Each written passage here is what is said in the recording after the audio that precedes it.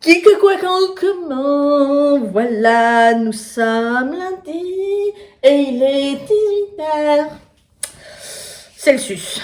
Si ça c'est pas beau, je sors de la douche parce que je sors ce soir. C'est la meuf qui en fait trop quoi. La meuf qui fait la meuf quoi. Non mais n'importe quoi. Donc là juste je me mets en habit de maison parce que franchement si je sors comme ça, vraiment mais à l'aide hein. Demain j'amène Chatou chez le veto. Il est malade. Il est malade. Il fait action. Il me réveille la nuit et il me fait maman action. Oui. Ok, je prends note. Tu es malade, j'ai bien compris. Difficile de ne pas prendre note hein, quand c'est étalé sur ton visage. Donc du coup, j'ai commencé à découper Lupin.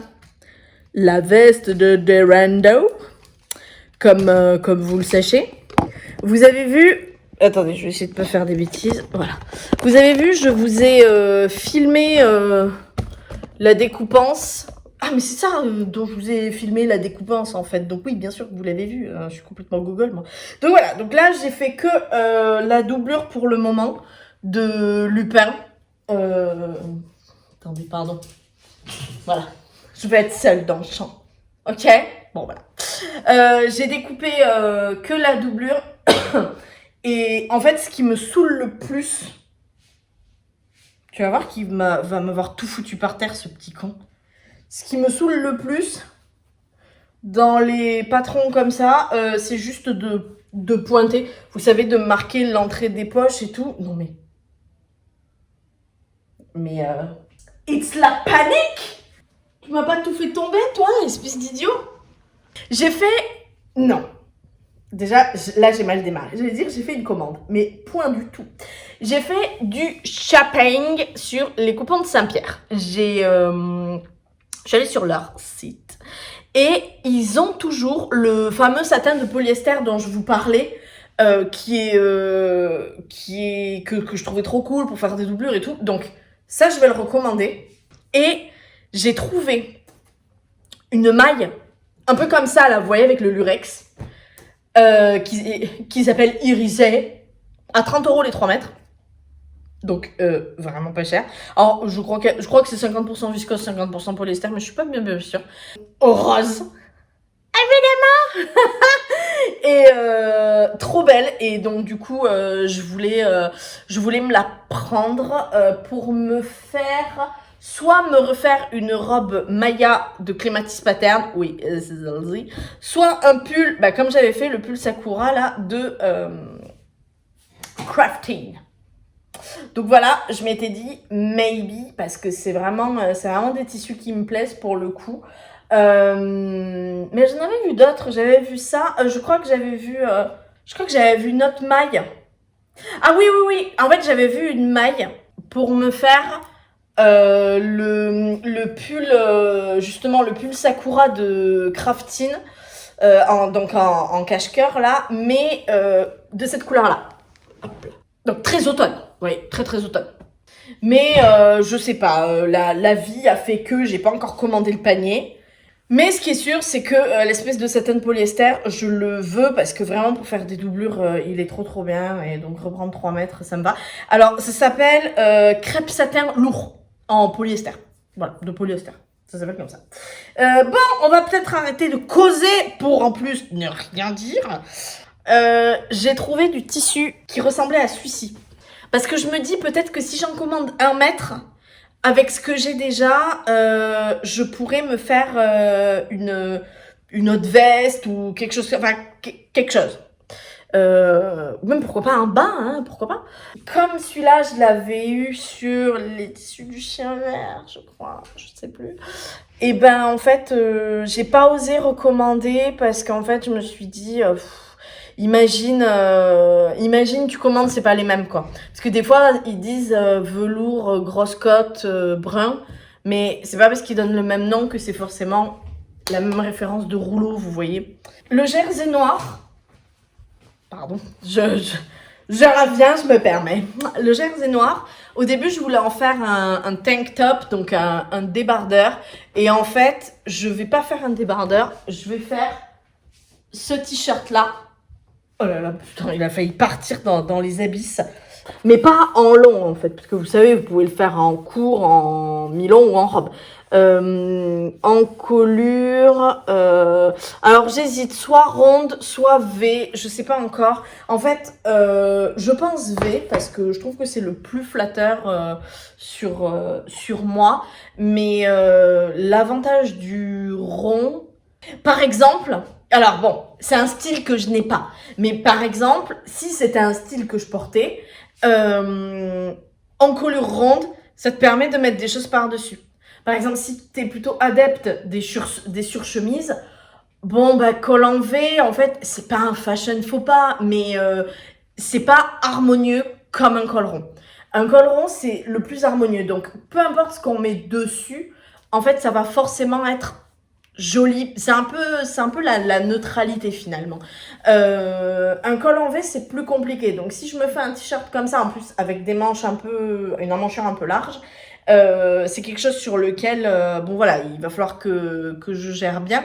Après, j'en ai un t-shirt de ce style, acheté dans le commerce, qui commence à avoir les emmanchures un peu étroites, on ne dira rien, mais j'en ai un comme ça, un peu, alors c'est pas vraiment, eux ils appellent ça kimono, mais je pense qu'ils appellent ça kimono parce qu'en fait on n'a pas d'emmanchure, on n'a pas d'entournure, on a directement la manche dessus, comme les kimonos que vous découpez directement en fait, mais et c'est plutôt bien, j'aime bien en vrai, j'aime bien ce genre de t-shirt. Où est cette doublure de manteau quoi?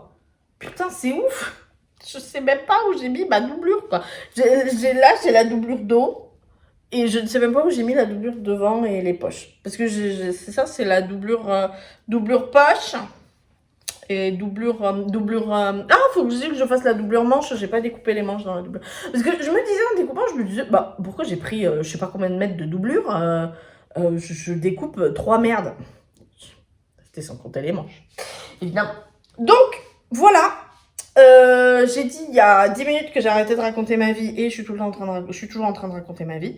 Donc là, je vais vraiment m'arrêter. Merci pour les commentaires que vous m'avez fait sur ma vidéo de dimanche. Merci beaucoup, c'était trop cool, vous me faites trop rire et c'est toujours un plaisir d'échanger avec vous. J'essaye vraiment de vous répondre parce que je trouve que c'est beaucoup plus cool et puis on s'entend super bien. Donc c'est vraiment chouette. En découpant les pièces, j'en ai raté. Elle, donc, il faut que je la découpe 4 fois.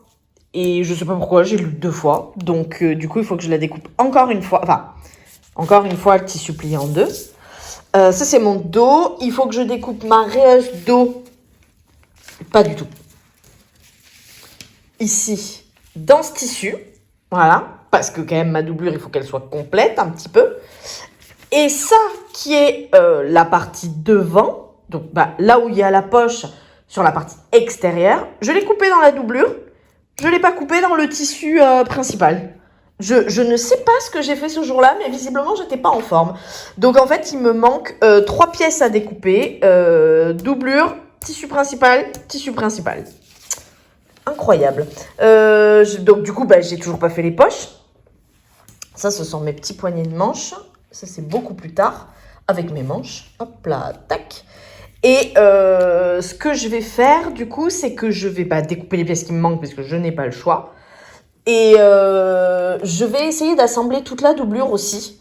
Comme ça, je m'en débarrasse. Et bon, bah, je monte un peu le truc à l'envers, mais disons que je fais la poche en dernier. Alors, le truc, c'est que pour faire la poche, donc vous voyez, là, vous avez l'explication. En fait, pour faire la poche sur le côté devant, donc là, l'idéal, c'est que ce côté devant, il soit raccordé ni de ce côté, ni de ce côté. Comme ça, vous pouvez bien le manipuler, bien couper, bien cranter, etc. Donc, en fait, je vais assembler toute ma doublure. Je vais assembler tout ce qui peut être assemblé. Donc, j'ai déjà fait le dos. Là, j'ai déjà fait ça au niveau du dos. Comme je vous ai dit, je ne mets pas les pattes. Là, je vais assembler toute ma doublure comme ça. Je vais faire le pli, etc.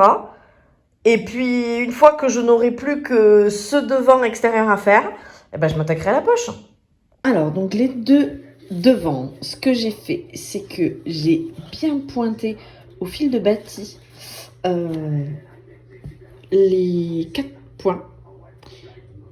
J'ai tracé, bien sûr, avec ma petite craie. Voilà. Et une règle, évidemment. Et à partir de là, ce qu'on va faire, c'est qu'on va mettre... Bien sûr, je les ai lost.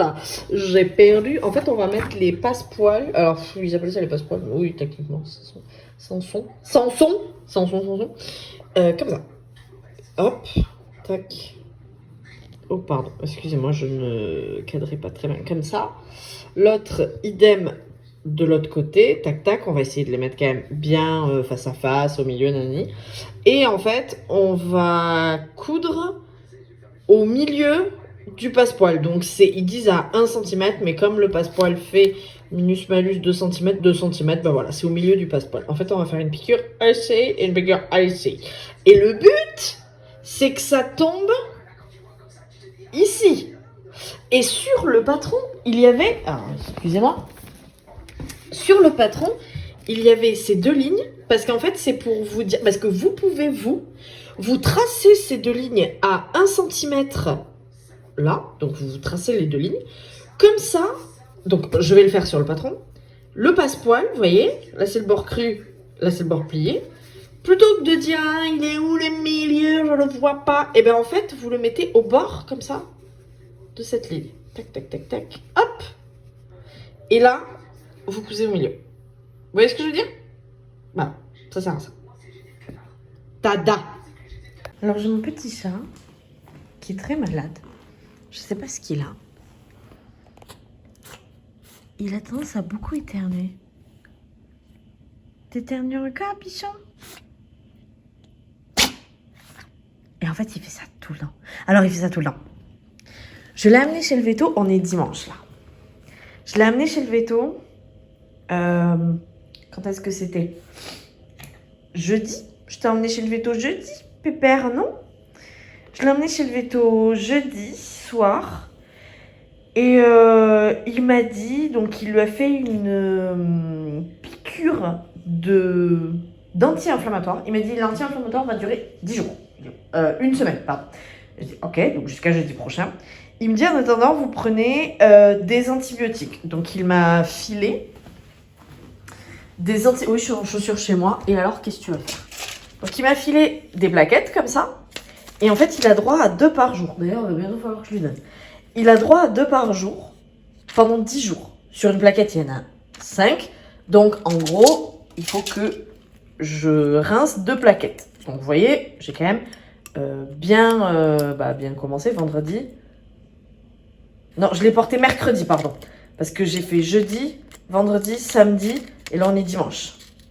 Donc, aujourd'hui, je vais rincer celle-là. Donc, moi, j'ai calculé que je lui donnais des antibiotiques jusqu'au 21. Et le dernier jour, c'est le 21. Donc, par rapport à ça, c'est censé quand même aller mieux. Et, fun fact, je pense qu'il m'a fait une allergie entre-temps parce que après la picouse du doc, je ne l'ai plus laissé sortir. Donc, depuis mercredi, il sort plus dehors. Et il éternuait plus. Alors, mercredi, il éternue encore. Jeudi, plus trop. Puis vendredi, plus du tout. Samedi, plus du tout. Et ce matin, je l'ai laissé sortir. Il revient. Atchoum, atchoum, atchoum. Donc, je me demande s'il me fait pas des allergies, en fait, ce con. Hein? Alors, il l'a trouvé quand même pris. Donc, il m'a dit, il y a eu une surinfection due à un rhume. Avec l'anti-inflammatoire et les cachets, ça va partir. Mais il m'a dit, il y a possibilité qu'il fasse aussi des allergies. Et je pense que c'est ce qu'il me fait. Tout simplement. Un Mimi. Un petit poulet. Oh, petit chat, petit chat. Voilà, c'était le moment chat. Reprenons le processus. Donc, en fait, j'ai cousu mes 2 lèvres. je me mets sur l'envers parce que pour tracer le milieu, parce qu'en fait avec comme en plus j'ai une craie rose, comment vous dire que j'y vois rien, donc du coup je me mets sur l'envers et je vais couper sur l'envers. C'est la même chose de toute façon, ça n'a aucune forme d'importance, je vais juste couper sur l'envers. Je vais faire pareil de l'autre côté et ensuite on va passer à la phase où je vais devoir les retourner, coudre les capucins sur les côtés, bien positionner mes lèvres. Et après, on s'attaque aux poches. Donc, voilà l'ouverture de mes poches. Voilà derrière. J'ai cousu les capucins. Ok, on n'y voit que dalle. Attendez, excusez-moi. On y voit rien. Voilà, là. Vous voyez, ici, j'ai cousu les capucins. Et on est donc sur une très belle poche quand même, voilà. Mais comme bon, vous voyez, il n'y a pas la poche. Donc, nous allons nous projeter sur les fameuses poches. Où ici, nous avons fait l'étape. Là. Là, j'ai cousu les fonds de poche aux poches. Alors, c'est pas droit. Je ne sais pas pourquoi, ne me demandez pas. Et on va devoir mettre, et là, il va pas falloir se tromper, les potes. On va devoir mettre le fond de poche à la poche. Alors, il faut savoir que ça, il faut avoir bien dans l'esprit que la main rentre comme ça. Ok?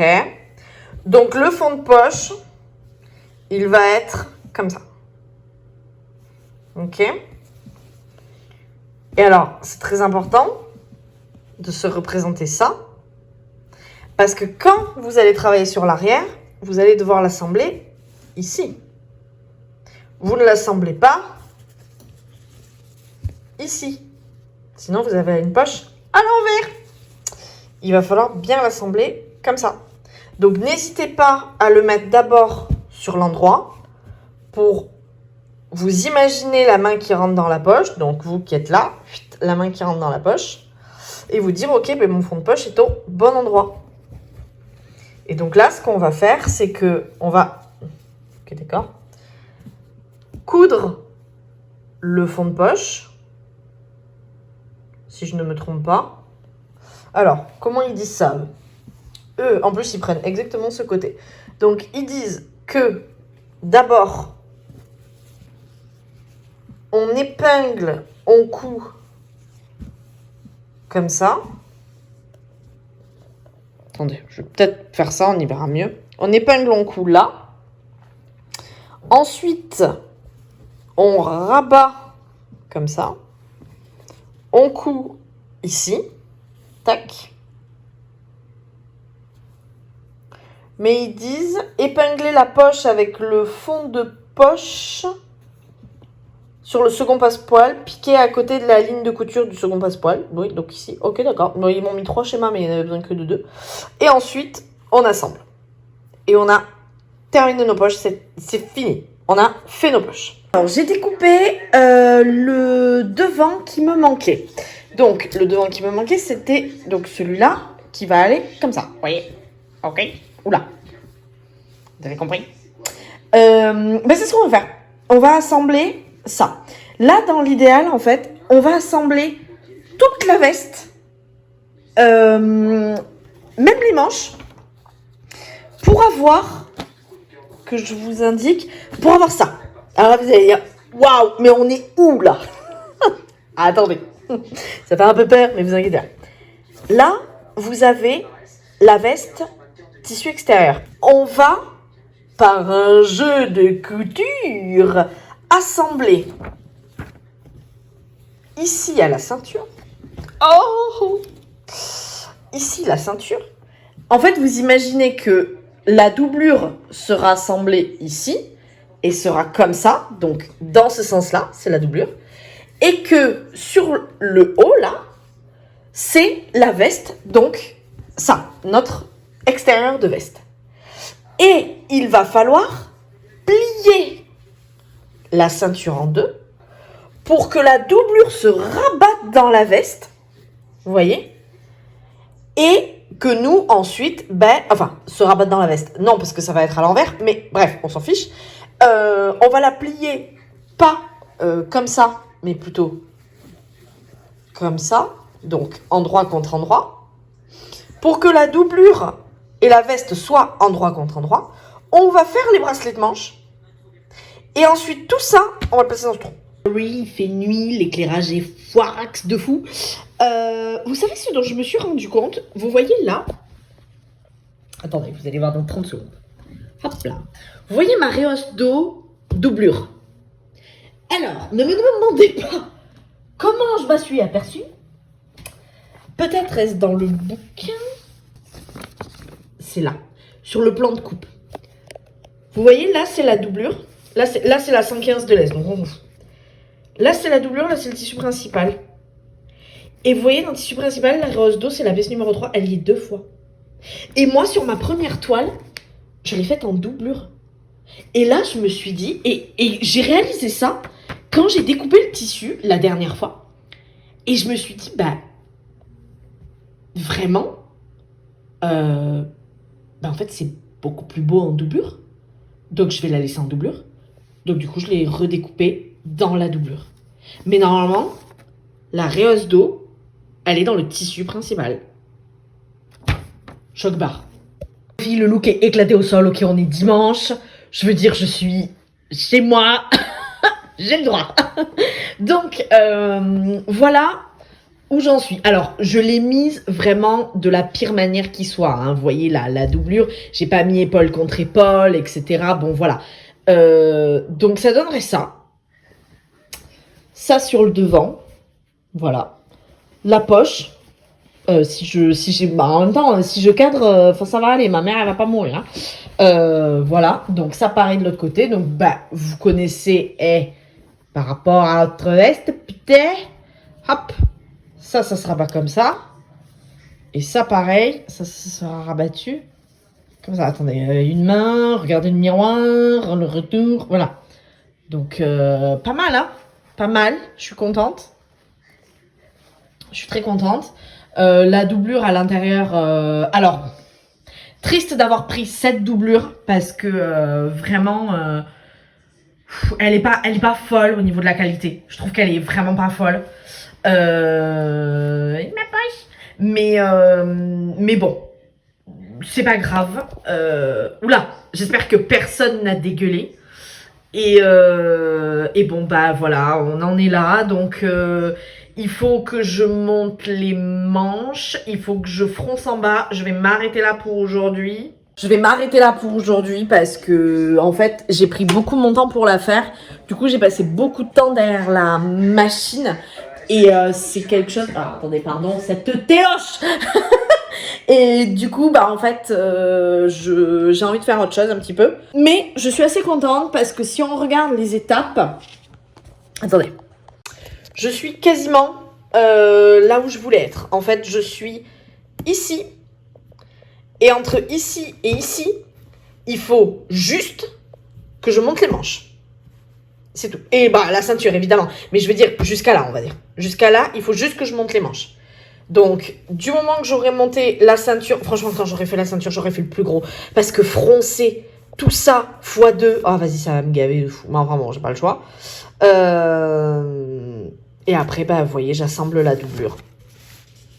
Hop, je la passe de l'autre côté. Je coule l'intérieur. Ou peut-être je coule l'intérieur là, je sais plus. Le bracelet de manche. Terminado. Vraiment, je suis pas loin de la fin. Bon.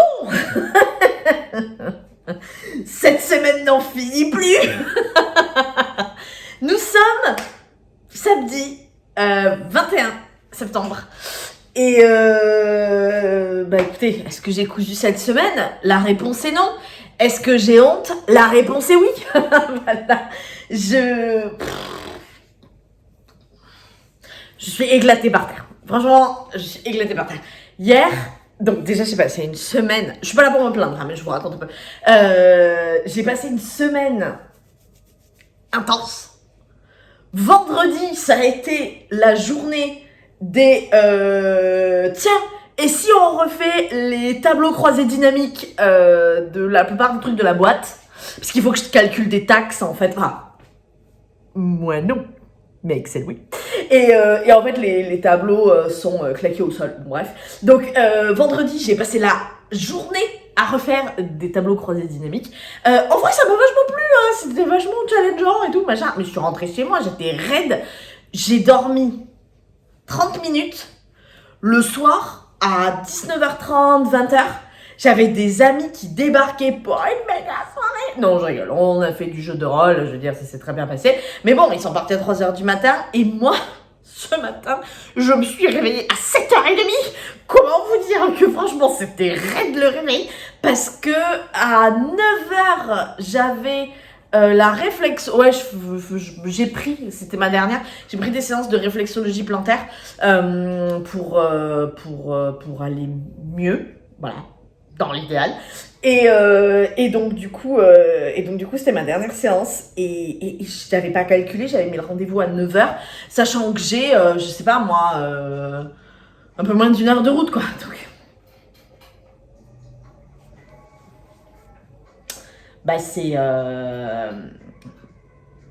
Ouais, là il est 3h30 là. J'ai passé 1 heure sur mon canapé à zoner, littéralement. On va reprendre la couture parce que c'est pas que, mais j'ai quand même une veste à faire moi. Et en vrai, j'en ai même plus qu'une. J'ai plein de choses en couture à faire que je ne fais même pas en fait. Donc du coup, voilà, cette semaine de mort qui vraiment n'en finit plus. En plus, vendredi, je devais voir une copine. Comment vous dire que, mais alors, j'ai oublié parce que je l'ai pas noté.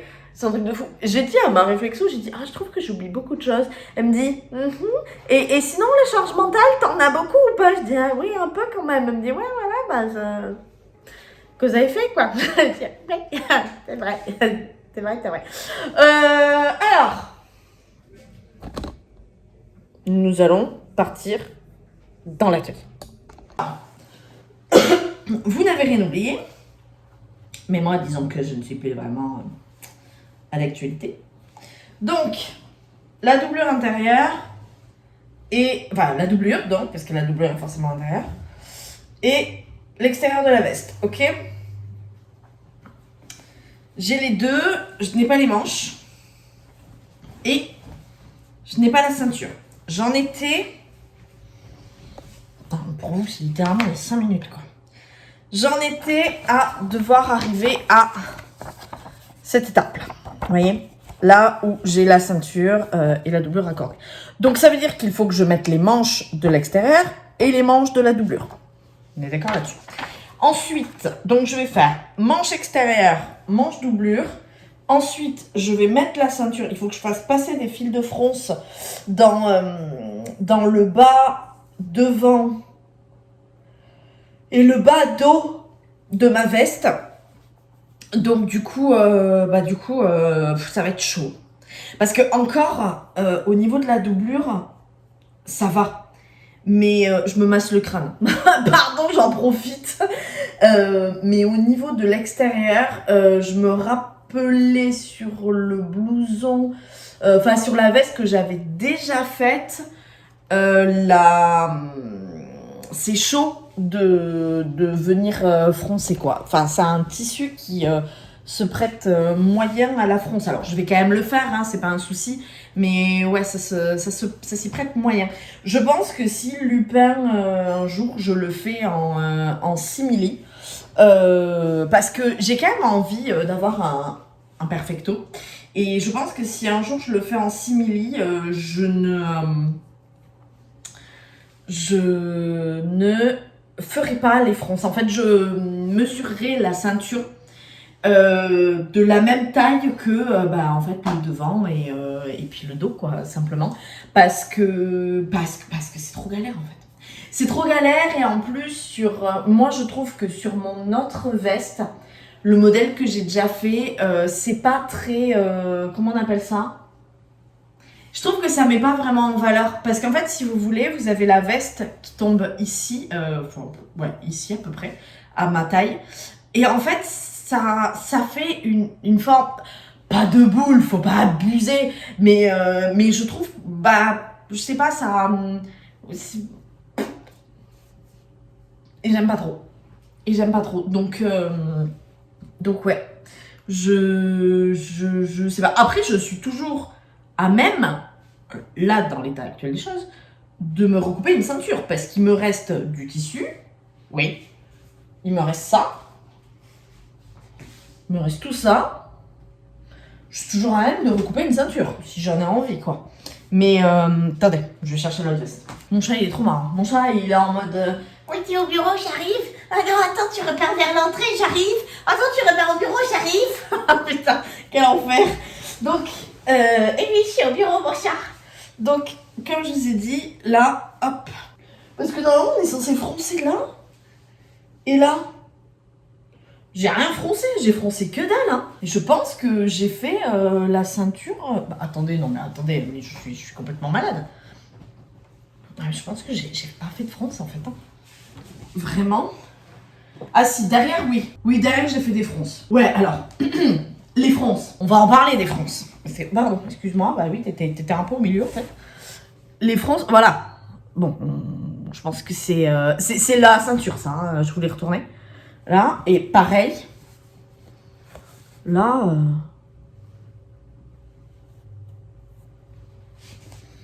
C'est quand même des froncininettes, hein. Ouais, bon, écoutez, très bien. Bah, c'est des toutes petites fronces, alors. Eux, sur la... je suis désolée, j'ai un chat dans les gorges. Eux, sur leur truc, quand ils mettent les fils de fronce, enfin, on dirait vraiment que ça fronce de fou, quoi. Attendez, là. Vous voyez, on dirait vraiment qu'il y a pas... Alors, qu'il y a pas mal de fronces. Hein, c'est pas Madia non plus, ou Miramas. Donc, il y a de la fronce. Le petit bébé éternue un petit peu moins. Hein? T'éternues moins. Mais oui, bébé chat. Un petit peu moins, hein. C'est pas non plus la panacée, mais hier, il s'est pris une quinte d'éternuement. J'étais là, oui, d'accord. Tout ça pour dire que, du coup, les fronces, je pense qu'elles vont pas être incroyables. Je pense que c'est juste un petit fil, enfin, en l'occurrence deux, pour dire, voilà, on mais ça fait pas des gros plis, donc ça fait pas vraiment l'aspect boule. Là, ce qui est très important, c'est que je monte les manches. Je monte les manches, et après que j'ai monté les manches, doublure, tissu extérieur, je monte la ceinture, donc je passe les fils de France dans la doublure et dans le tissu extérieur, et je monte la ceinture d'abord tissu extérieur. Ensuite, je raccorde la ceinture doublure. Alors, le temps, juste que j'enlève les manches. Je voulais vous demander, peut-être que vous allez savoir, vous savez, non, vous savez peut-être pas. J'avais été testeuse pour la robe ciel de Coup tes rêves. Donc, du coup, j'ai le patron et elle m'avait filé les manches longues aussi qu'on a eu qu'après. Mais qui étaient inclus, en fait, dans le test, entre guillemets.